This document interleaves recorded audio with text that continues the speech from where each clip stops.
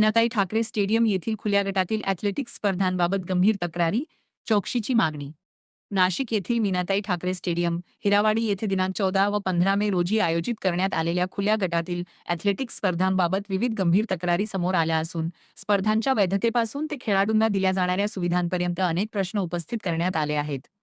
Sports authority of India तसेच world athletics coach म्हणून कार्यरत असल्याचा दावा करणारे मंगेश मारुती राऊत व त्यांच्या ॲथलेटिक्स युथ टीमने पत्रकार परिषदेद्वारे संबंधित प्रकारांची सखोल चौकशी करण्याची मागणी केली आहे. तक्रारीनुसार संबंधित स्पर्धा आयोजित करणारी संस्था ही धर्मादाय आयुक्त कार्यालयात नोंदणीकृत नसल्याचा आरोप करण्यात आला आहे. तसेच महाराष्ट्र ॲथलेटिक्स असोसिएशनची मान्यता व आम्ही अधिकृत समिती आहोत असे सांगून खेळाडू व पालकांची दिशाभूल केली जात असल्याचा दावा करण्यात आला आहे. खेळाडूंकडून 500 ते 1000 रुपये प्रवेश शुल्क आकारले जात असून, त्या बदल्यात आवश्यक सुविधा उपलब्ध करून दिल्या जात नसल्याची तक्रार करण्यात आली आहे. काही खेळाडूंना कथितरित्या काही सर्टिफिकेट देण्यात आले, असे काही पालकांकडून सांगण्यात आले. तक्रारदारांनी प्रशासनाकडून अधिकृत लेखी स्पष्टीकरण घेऊन स्पर्धा आयोजकांकडून आकारण्यात येणाऱ्या शुल्काच्या बदल्यात नेमक्या कोणत्या सुविधा उपलब्ध करून दिल्या जातात, याची माहिती सार्वजनिक करण्याची मागणी केली आहे. पण याचे अजून काही उत्तर व माहिती नाशिक डिस्ट्रिक्ट ॲथलेटिक्स असोसिएशन या चॅरिटीला रजिस्टर नसलेल्या व या नावाने बँकेत अकाउंट उघडले आहेत व खुला गट याची स्पर्धा आयोजन करून खेळाडूकडून 500 व 1000 रुपये याप्रमाणे फी आकारली आहेत. या सर्व तपशीलची माहिती हेमंत पांडे, संदीप फुकट व त्यांचे सहकारी टीम यांच्याकडे पत्रकार टीमने काही चौकशी केली असता अजूनही माहिती दिली नाही व पळवापळवीचे उत्तर देत आहेत. या संदर्भात आयोजकांकडून खालील कागदपत्रांची सार्वजनिक पडताळणी करण्याची मागणी करण्यात आली आहे. 1. नाशिक जिल्हा ॲथलेटिक्स असोसिएशनचे अधिकृत मान्यतापत्र. 2. महाराष्ट्र ॲथलेटिक्स असोसिएशनची स्पर्धेसाठीची अधिकृत परवानगी. 3. संबंधित संस्थेचे धर्मादाय आयुक्त कार्यालयातील नोंदणी प्रमाणपत्र. जर संबंधित कागदपत्रे उपलब्ध नसतील तर सदर स्पर्धा तात्काळ रद्द करण्यात यावी, अशी मागणी करण्यात आली आहे. दरम्यान, मीनाताई ठाकरे स्टेडियममध्ये कार्यरत काही खासगी प्रशिक्षकांवर शासकीय क्रीडा साहित्याचा वैयक्तिक वापर व नियंत्रण ठेवल्याचे आरोपही करण्यात आले आहेत. विशेषतः काही प्रशिक्षकांनी राज्यस्तरीय स्पर्धांसाठी आवश्यक साहित्य उपलब्ध करून न दिल्याने स्पर्धा आयोजनात अडथळे निर्माण झाल्याचा दावा करण्यात आला आहे. तसेच काही प्रसंगी आयोजक व पत्रकारांशी गैरवर्तन झाल्याचाही आरोप करण्यात आला आहे. याशिवाय विभागीय क्रीडा संकुल प्रशासन व काही अधिकाऱ्यांविरोधातही गंभीर नाराजी व्यक्त करण्यात आली आहे. काही विभागीय क्रीडा अधिकाऱ्यांचे पती यांनी क्रीडा स्पर्धा आयोजन केलेल्या स्वयंसेवकवर दादागिरी करण्यात आली आहेत, तर त्यांनी खेळाडूसाठी जेवणासाठी मंडप टाकले होते.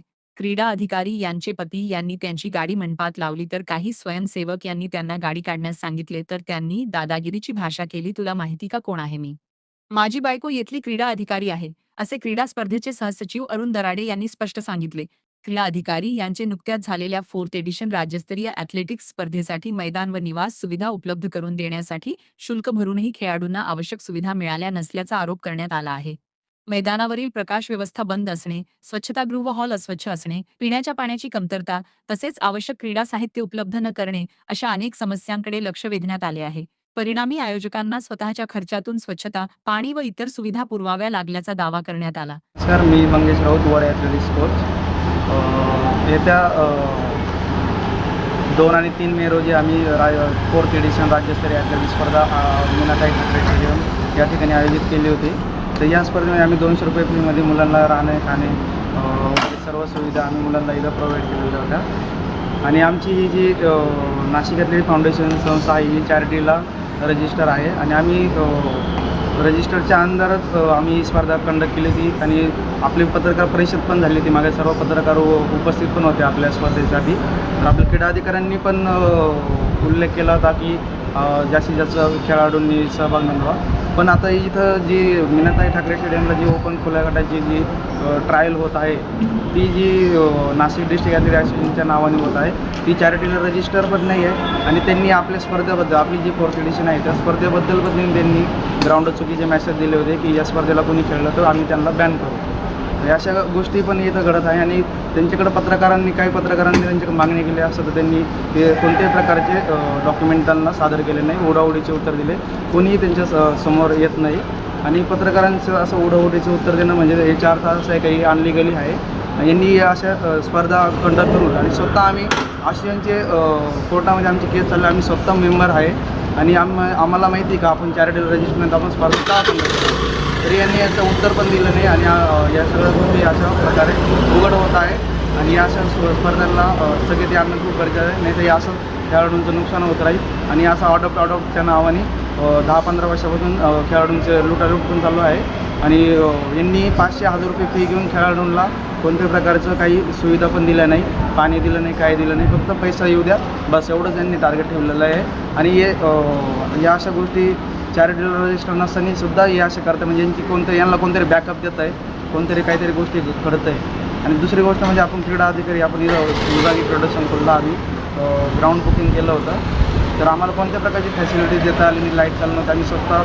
आम्ही स्वतः खर्च करून आम्ही साफसफाई केली, ग्राउंडची वगैरे, बाथरूम वगैरे क्लिनिंग केले. आणि मागच मी आता एक व्हिडिओ व्हायरल केली आहे माझी इंस्टाला वगैरे, आता व्हिडिओ आहे इंजेक्शनची, तो बाथरूम पूर्ण भरलेले होते इंजेक्शनने, तर ते पण आम्ही ओपन केलेलं आहे. पण इथं कोणत्याही क्रीडा अधिकाऱ्याची असं कोणत्या प्रकारचं असं रिस्पॉन्स दिसत नाही आणि टाळाटाळी उत्तरं देते असं, आणि पत्रकार लोकांना पण असं उत्तरं देऊ नाही राहिले. तर अशा स्पर्धेवर पण आणि अशा जे क्रीडा अधिकारी यांच्यावर पण थोडं विचार करून यांच्यावर काही त्यांनी निर्णय घेतला पाहिजे.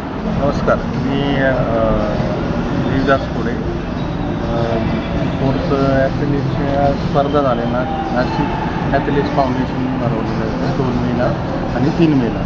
त्यावेळेस कमी पैशामध्ये आणि जी विद्यार्थ्यांना जे सुविधा पाहिजेत होत्या त्या नाश्त्यापासून, पाण्यापासून आणि बाकी साफसफाई सर्व पद्धतीने एकदम सुंदर दिलेल्या होत्या. बाकीच्या स्पर्धेच्या मानाने ह्या स्पर्धेला अतिउत्तम सुविधा केलेल्या होत्या आणि ह्या स्पर्धेचे नियोजन अतिउत्तम आणि चांगल्या प्रकारे केलेले होते. अशा स्पर्धा आत्तापर्यंत मी जेवढ्या स्पर्धा केल्या इथं अशा सुविधा कमी पैशामध्ये अजूनपर्यंत कोणी दिलेल्या नाही. प्रत्येक वेळेस पाण्याची टंचाई, स्वच्छता नाही, ग्राउंडवर काही कचरा रोग वाढलेलं.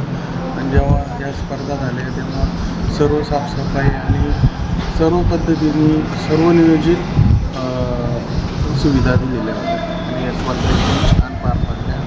भविष्यात चांगले विद्यार्थी या अशा स्पर्धेच्या याच्यानी घडू शकतात, कारण जेणेकरून विद्यार्थ्यांना स्पर्धेसाठी आल्यानंतर त्यांना सुविधा मिळणे खूप गरजेचे असते आणि त्या पद्धतीने त्या सुविधा व्यवस्थित. भावेश हिरे, DNA, महाराष्ट्र, नाशिक.